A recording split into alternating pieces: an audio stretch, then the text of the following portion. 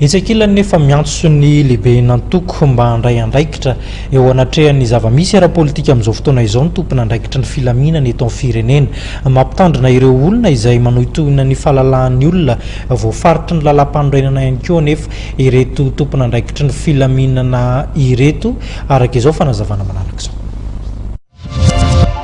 Izay tompona andraikitra eto anivon'ny filaminana eto amin'ny tany sy ny fanjakana dia manao izao fanambarana izao: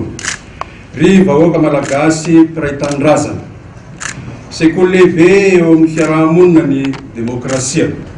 Noho izany mila fahamendrehana na amin'ny fihetsika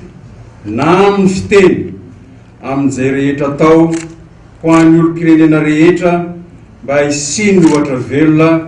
mitondra any amin'ny fitoniana eo anivon'ny fiarahamonina sy hisorohana ny fikorontanana izay tsy ho tombontsoany izaniza. Koa mandaitra amin'ny fomba entitra dia entitra ny lehibe nantoko politika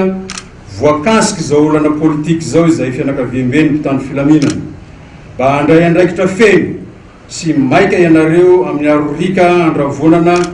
izao toedraharaha izao ao anatin'ny fotoana haingana indrindra. Mamerina ary manamafy fa ireo toerana saripady ahitana ireo fananam-pirenena, fananany ombonana,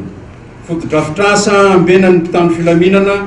ary voafaritra manokana ho fiarovana amin'ny mety ho fanapotehana sy fandrombana dia tsy azo hidirana na anaovana amboletra. Zay minia manao izany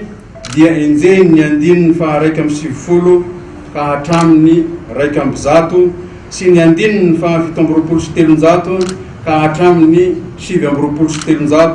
ao amin'ny fehezan-dalàna famaizana malagasy.